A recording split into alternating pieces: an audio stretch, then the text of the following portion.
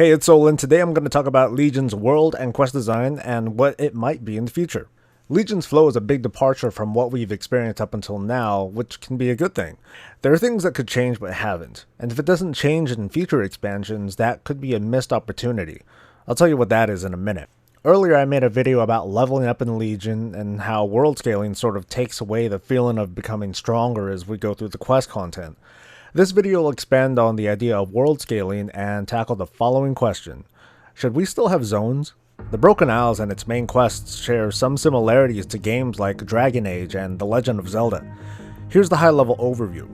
There's an intro that flows into the opening up of the game world, and from there we have several main quest lines to complete, and then we tackle whatever's in the middle. Specific to Legion, in a later patch we'll have another zone to do stuff in. Now, unlike Dragon Age and Legend of Zelda, this is an MMO, so this flows more like a guideline. The only known requirement to unlock Suramar and endgame content is to reach max level, and that can be achieved by whatever activities that reward experience. But back to world and quest design. From my experience in the alpha, this is a very clean and streamlined design. The main quest lines are what gets players out exploring each zone, and it'll be natural to run into side quests along the way. With world scaling, players can move about to whatever zone they like and party with friends, do other side quests, and so on. Players will feel a lot more freedom to do what they like out in the world and minimize what's less important to them. In a sense, the implementation is so clean that you can look at the Broken Isles as just 3 zones. The one we could access right away, the one whose quests unlock at max level, and the one that'll launch in a patch. So let's circle back to my question. In future expansions, should we still have zones? In its defense, from a development standpoint, the idea of zones makes absolute sense.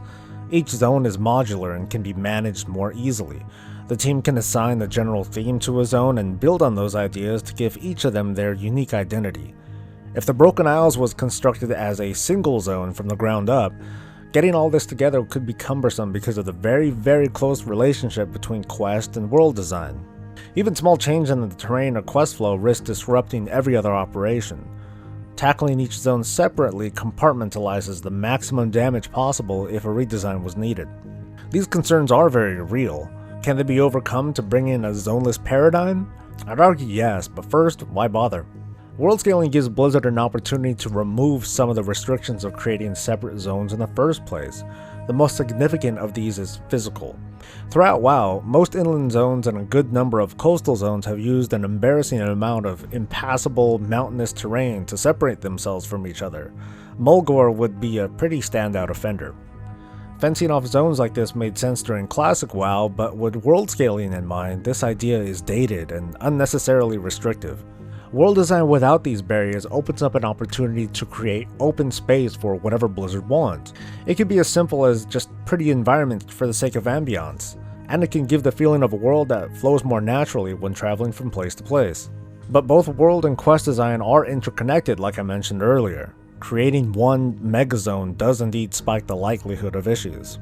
So let's play it safe. We'll find a compromise between these design paradigms and try a slightly different approach. Let's practice. Let's go back to Mulgore and this mountain fence.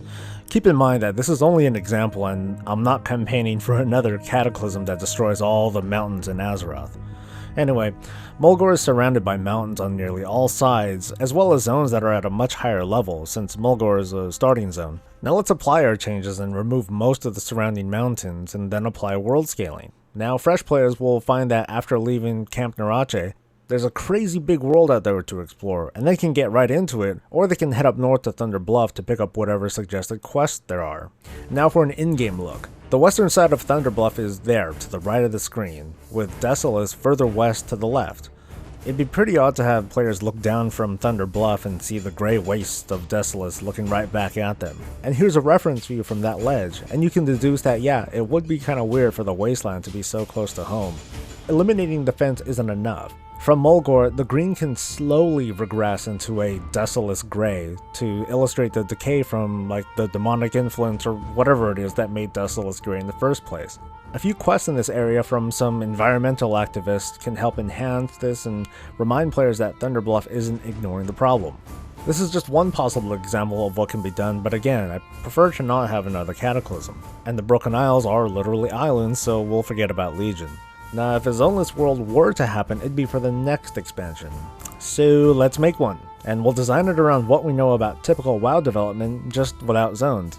Boom! Here's a landmass, and we'll call it Bob. So here's the quick plot.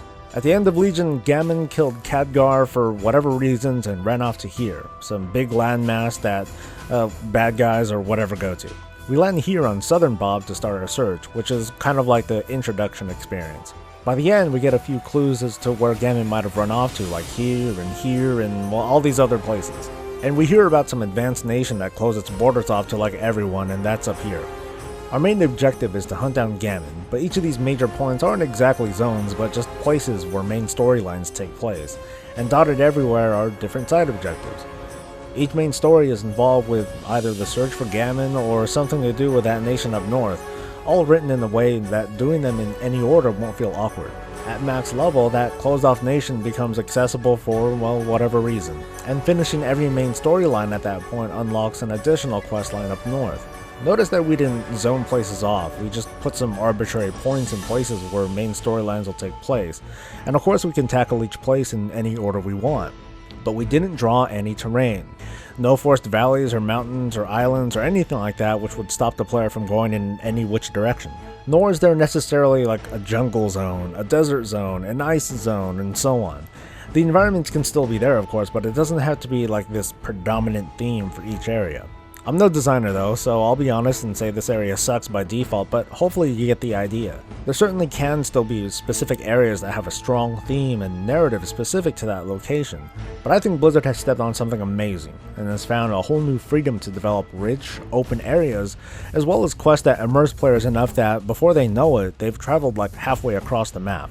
That's all for today, and this was certainly a harder video to make than I expected, but I hope you enjoyed it. Thanks for watching guys, I'm Soul, stay breezy.